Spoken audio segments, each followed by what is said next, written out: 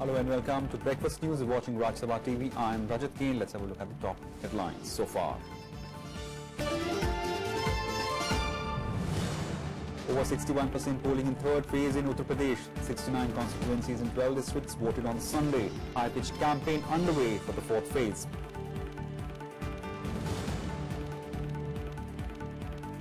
Nagaland Chief Minister Zeliang quits. Governor accepts resignation. Naga People's Front to choose new leader at Legislature Party meeting today.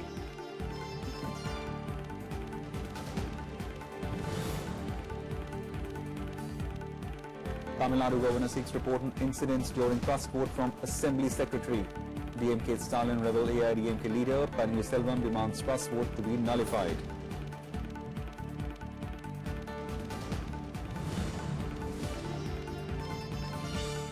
India to open its resident mission in Rwanda soon. Vice President Mohammad Hamid Ansari informs in diaspora during his address in capital Kigali.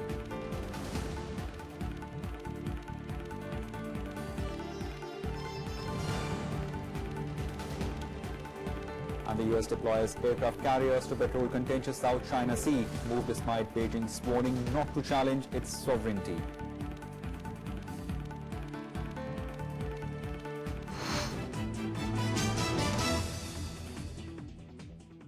Let's have a look at the top story in elections in Verdict 2017. Our top focus is Uttar Pradesh. It registered a turnout of 61.16% in the third phase of assembly elections. 69 constituencies in 12 districts went to polls on Sunday. Here's a spot report. 61.16% voter turnout was recorded in the third phase of the seventh phase Uttar Pradesh polls held on Sunday. Polling in this phase began slowly, but picked pace later. The phase witnessed a record seizure of 38.4 crore rupees in cash and 2.04 lakh liters of liquor. हमारा जो percentage है 61.16 आया है, लेकिन 61.16 के बाद भी हमारा क्यूज थे सीतापुर में, बाराबंकी में काफी जगह क्यूज थे. अभी तक हमको जो परसेंटेज मिला है उसमें सीतापुर लीड कर रहा है अप्रोक्सीमेटली 69.5% और सेकंड जो है Barabanki 68.13%. Polling was held for 69 assembly seats in 12 districts of Farrukhabad, Mainpuri, Etawah, Hardoi, Kannauj, Kanpur Rural, Kanpur City, Unnao, Lucknow, Barabanki, Auraiya and Sitapur. In the 2012 assembly and 2014 Lok Sabha polls, the turnout in these areas was 59.96% and 58.43%, where the Samajwadi Party won 55 of these 69 seats, while the BSP, BJP and Congress bagged 6, 5 and 2 seats respectively. मैं चाहता हूँ जो corruption बहुत फैला हुआ है यहाँ पे वो खत्म हो, अच्छे आदमी को वोट दिया जाए, अच्छी पार्टी सरकार करे, यही मेरा. सब फैक्टर्स होने चाहिए, विकास, एटीट्यूड, सब चीज का ओवरऑल एक असेसमेंट करते हैं, तो उसमें जो कमियां खूबियां वो सब देख के फिर वोट देते. गुड गवर्नेंस हमें चाहिए, लॉ एंड ऑर्डर और सफाई. हम बहुत परेशान हैं पिछले 5 साल से, अपने इलाके में गंदगी बहुत बढ़ गई है और सेफ्टी का थोड़ा प्रॉब्लम है. डेवलपमेंट, वुमेन सेफ्टी तो फर्स्ट वो क्राइटेरिया है, क्योंकि सुरक्षित होनी चाहिए महिलाएं. कहीं भी जाएं हम लोग 7-8 बजे के बाद सुरक्षित नहीं महसूस करते हैं, तो वो सुरक्षा बहुत जरूरी है. The polling percentage was 64.2 in the first phase of the ongoing election and 66% in the second phase. The next 4 phases of polling will be held on 23rd and 27th of February and on 4th and 8th of March. Counting of votes will take place on 11th of March. This is Kriti Mishra's report for Rajya Sabha TV.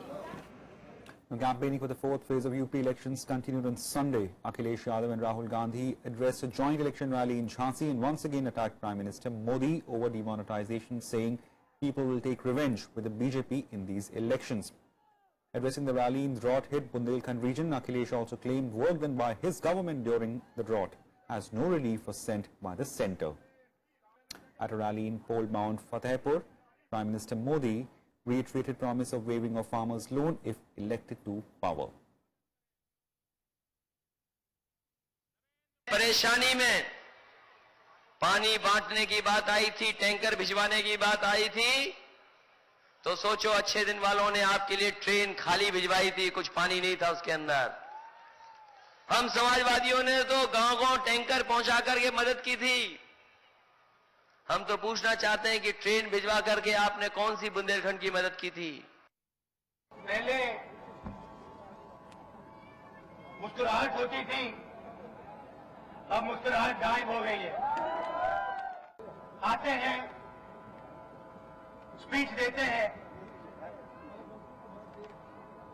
मगर जानते हैं कि जो हाल बिहार में हुआ था वो अब उत्तर प्रदेश में होने वाला है। तो नतीजे आएंगे, 2-4 दिन में शपथ हो जाएगा, नई सरकार बन जाएगी और उसकी पहली मीटिंग होगी। मैं आपको वादा करता हूं, उस पहली मीटिंग में ही किसानों के कर्ज नाबूदी का निर्णय करवा दूंगा। And the campaigning will continue for the fourth phase of UP elections scheduled for February 23rd. Chief Minister Akhilesh Yadav will be addressing election rallies in Raebareli, Amethi, Sultanpur and Faizabad districts. Congress Vice President Rahul Gandhi will also address 3 public rallies in Banda, Raebareli and Allahabad districts. Meanwhile, BJP President Amit Shah will also address public rally for Ambedkar Nagar constituencies. 53 constituencies of Bundelkhand region will also go to polls in the fourth phase.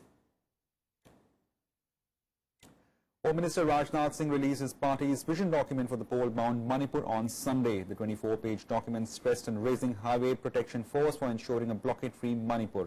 BJP's promise comes in the wake of indefinite economic blockade imposed by United Naga Council since November last year against the state government's decision to carve off 7 new districts. The BJP also promised to investigate fake encounters and corruption cases. The manifesto also promised to provide piped drinking water to every household of all-weather 4-lane roads in every district.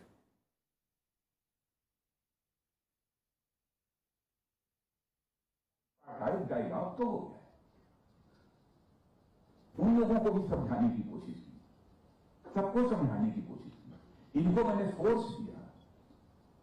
अब यहां की government force को कोई आदेश देने को तैयार ही नहीं है। मुझे लगता है कहीं ना कहीं पॉलिटिकल कॉन्स्पिरेसी है, कहीं ना कहीं political conspiracy.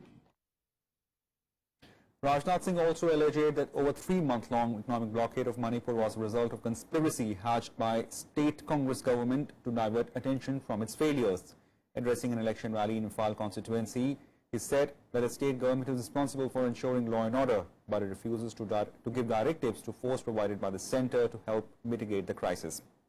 He also refuted Congress party's allegations that BJP was working to jeopardize Manipur's territorial integrity after it signed the framework agreement with NSC and IM, the Naga group, by saying that the state government was trying to fool people by spreading rumours. He also lashed out at Chief Minister Bobby Singh for failing to provide basic necessity like electricity, drinking water facilities to people despite ruling the state for 15 long years. Manipur is facing an indefinite economic blockade imposed by United Naga Council since November last year against state government's decision of creating 7 new districts in the state. Primary law and order को control करना यह responsibility किसी की होती है, state government की होती है। यह कॉन्स्टिट्यूशनल ऑब्लिगेशन यह स्टेट गवर्नमेंट का होता है लॉ एंड ऑर्डर कंट्रोल करना। मैंने कहा जो भी सेंट्रल गवर्नमेंट के द्वारा आपको असिस्टेंस चाहिए वो हम असिस्टेंस प्रोवाइड करने को तैयार हैं। यहां तक कि सिक्योरिटी फोर्सेज हम लोगों ने उनको प्रोवाइड की, लेकिन बराबर यह कहा जाता यहां आप वहां जाकर कुछ बोलते थे, यहां आकर कहते थे सेंट्रल गवर्नमेंट कुछ नहीं कर रही।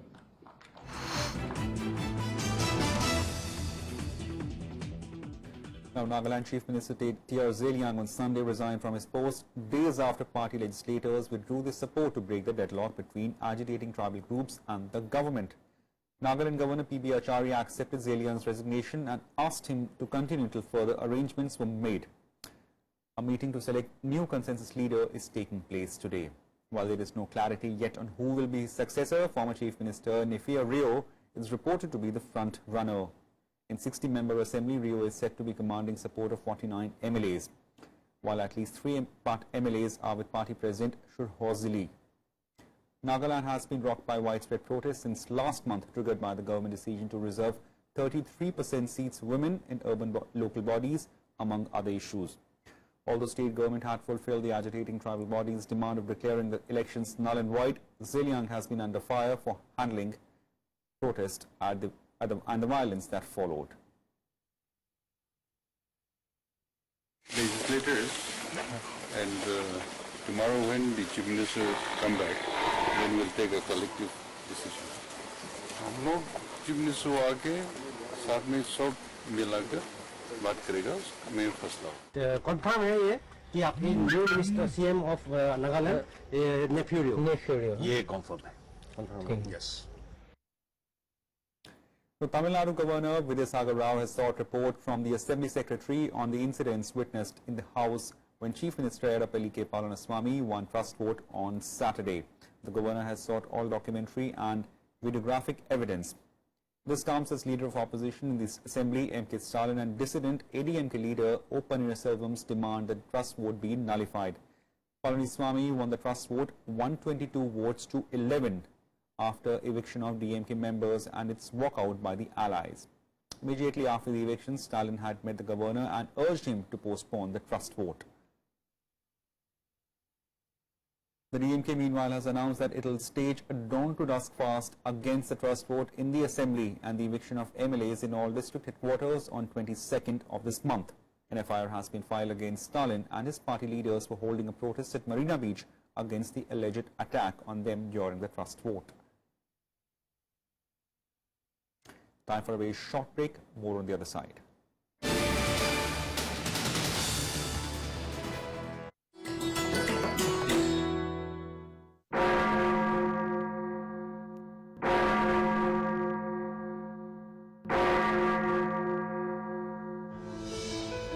St. Thomas Basilica,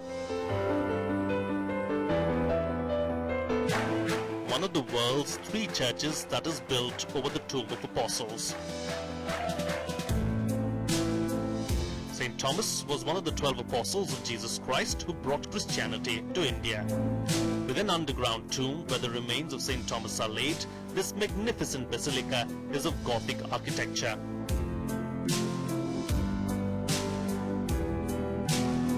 The stained glass of the church depicts some divine moments of St. Thomas's life. In 2006, this church was conferred with the status of national shrine.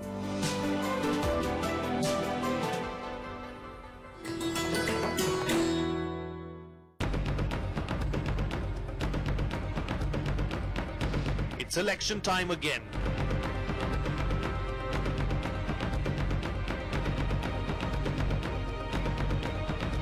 Voters in 5 states gear up to cast their votes. Catch all the action in Verdict 2017, Monday to Friday on Rajya Sabha television.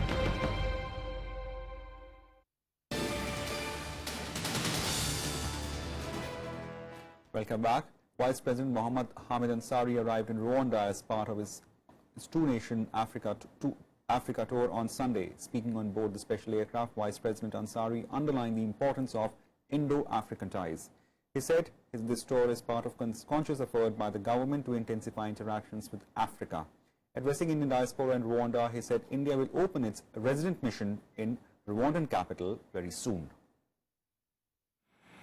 Vice President Mohammad Hamid Ansari arriving on the first leg of his 5-day two-nation Africa tour in Kigali, the capital of Rwanda. The Vice President was received at the Kigali International Airport by the President of the Senate, Bernard Makuza. This is the first high-level visit from India to Rwanda and the first high-level bilateral visit from the country to Uganda since 1997. Srimati Ansari ji. Before arrival, speaking on board the special Air India 1 aircraft, the Vice President emphasized that India shares a strategic relationship with Rwanda and he was hopeful of a substantive outcome from this visit. We have what we call a strategic relationship with Rwanda. There's not a very large Indian community, but there is the ones who are there are functionally well employed. So we hope that in this visit something substantive will come out. We have assisted them in a number of development projects, including one hydroelectric dam and also the electrification of 35 schools in rural areas. The Vice President, along with his wife Salma Ansari, is accompanied by Minister of State for Social Justice and Empowerment, Vijay Sampla, and 4 MPs, Kanimuri, Ranvijay Singh Judev, Rani Nara, and P.K. Biju. The Vice President addressed a gathering of the Indian community at a banquet hosted by a diaspora group. He said India will open its resident mission in the Rwandan capital soon. Rwanda has about 3,000 people from the Indian community. There was a valid complaint that there was no resident mission. And I hope the government has already taken steps to put that right. In the coming weeks and months, the physical presence of a resident mission will be here. Today he will hold meetings with the President of Rwanda, Paul Kagame, and also the President of the Rwandan Senate, Bernard Makuza. He will also attend a business forum later in the day. The Vice President's next stop will be Uganda, a country India shares historic ties with. Despite problems for Indians during the rule of Idi Amin, Uganda is seen as an important partner in Africa. The two countries also share substantial trade ties, with Indian exports to Uganda amounting to $1.3 billion. We have a trade which is from our side, it's good, not so good from their side. $1.3 billion of exports from our side, much smaller, but 1/4 of it is from their side. We have a military training team there. So all in all, Uganda plays a role in its region in Africa. Its president, President Museveni, has been there for a long time. He's one of the important African leaders, and we have a very good relationship with him. The objective of the Vice President's visit is to offer developmental assistance to the African nations, hoping that they will benefit from India's experiences. Smita Nair's report from Kigali, Rwanda, for Rajya Sabha TV. The weekly cash withdrawal limit for saving accounts will be raised to Rs 50,000 from today onwards. The Reserve Bank of India on Feb 8 had raised the limitations on cash withdrawal, which was put in place after the November 8, 2016 demonetization move. Till yesterday, it was Rs 10,000 a day, while maintaining the overall weekly ceiling of Rs 24,000. All limitations will completely remove from March 13 onward. On January 30th, the central bank had ended all curbs on withdrawal from current accounts, cash credit accounts and the overdraft accounts. Haryana government will hold a fresh round of talks today with the protesting Jat leaders who are demanding quota in jobs and educational institutions. This will be the second round of talks between the two sides. Meanwhile, thousands of Jats in Haryana gathered at various venues across 19 districts to participate in Balidan Divas on Sunday. The day was observed to mark the death of those who died during last year's Jat quota stir in February 2016. The protest passed off peacefully. With the issue of reservation for Jats before Punjab and Haryana High Court, the demands this year are not so much about quotas as they are about justice for the community.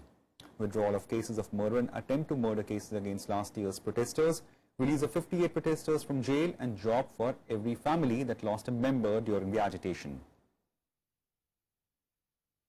ज़बान पर लगाम लगाओ, अब जाट समाज उसकी ज़बान पर लगाम लगाने के लिए तैयार है और जो 22 फरवरी 2016, 18 मार्च 2016, 18 जून 2016 को समझौते हुए थे, हमारी 7 मांग है, उनको सरकार पूरा कर दे, वरना ये 2 साल ही सरकार के बच रहे, 2 साल तक ये आंदोलन जारी रहेगा।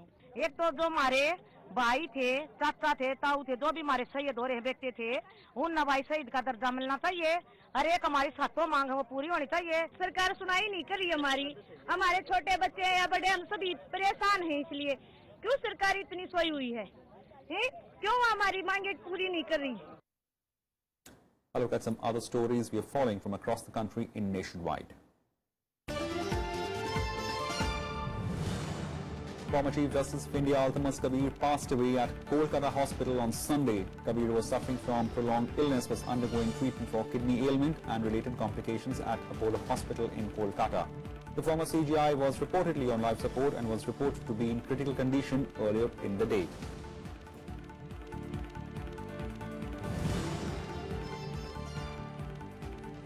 A Jet Airways Boeing 777 aircraft en route to London was intercepted by two German Air Force planes as it failed to communicate with the local air traffic control tower.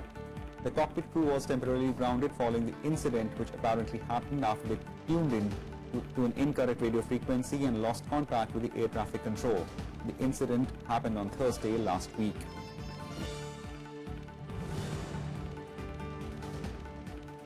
The CBI has registered a case against senior Chhattisgarh bureaucrat for allegedly trying to settle his old corruption cases being told by the agency by paying bribes through Hawala operators. Chhattisgarh government Principal Secretary Higher Education B.L. Agrawal allegedly agreed to pay rupees 1.5 crore to settle CBI probes into two cases registered against him since 2010.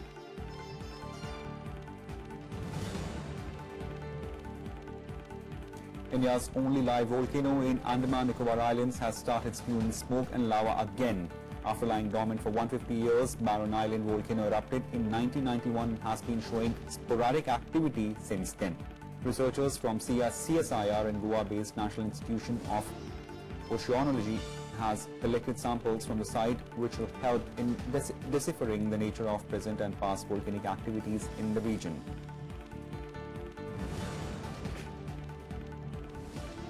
Controversial RJD leader Shahabuddin, brought to Delhi by train early on Sunday morning, has been lodged in jail number 2 of Bihar prisons. A Bihar police team brought Shahabuddin from Siwan jail on a Supreme Court order. Shahabuddin was medically examined and then shifted to jail. Tight security has been put in place at Bihar jail.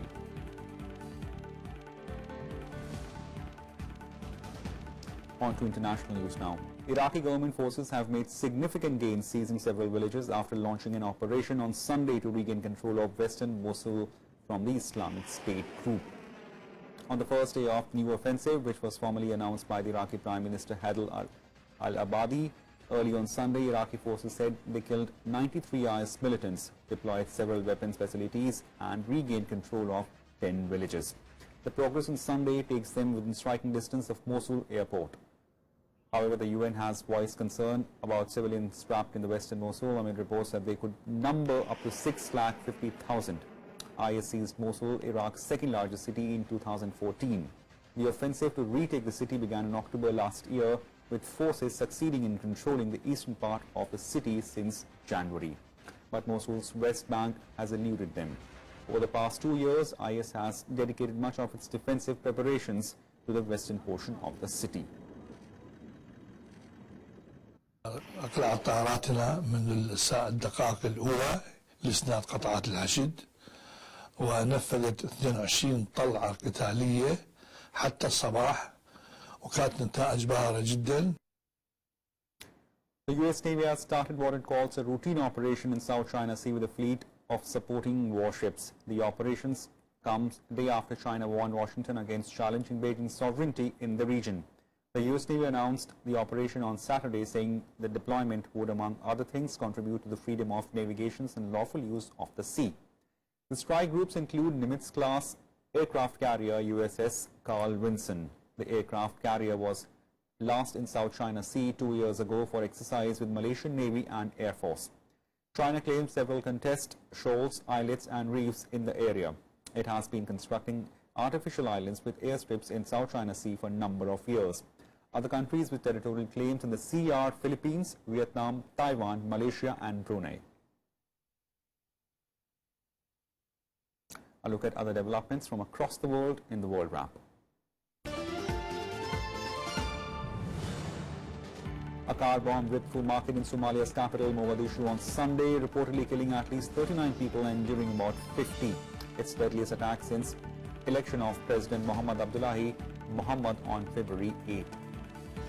The car, which was driven by a suicide bomber, was parked near a restaurant, and the blast went off at a busy time when shoppers and traders were gathered inside the market.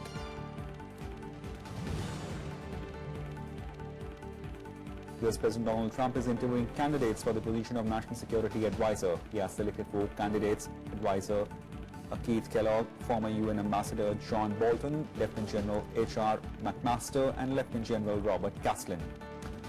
The role became vacant after Lieutenant General Michael Flynn was fired after just weeks in the job. Trump's first choice, retired Vice Admiral Robert Howard, turned down the role. citing personal reasons.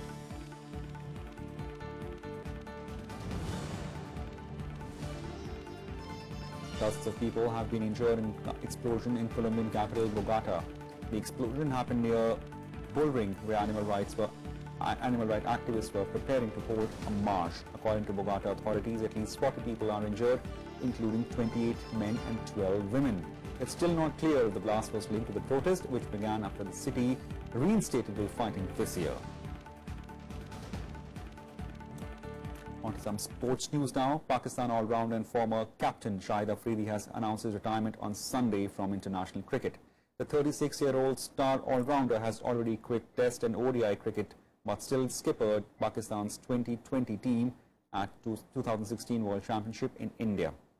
Afridi stepped down as captain after the tournament, but will continue his career as a player. Afridi has finished his role career having played just 27 Test matches, which yielded 1,176 runs, with the highest score of 156 and 48 wickets. He played 398 one-day internationals with 8,064 runs, a highest score of 124, and taking 395 wickets with his leg spin bowling. That's it for now. Keep watching Rajya Sabha TV.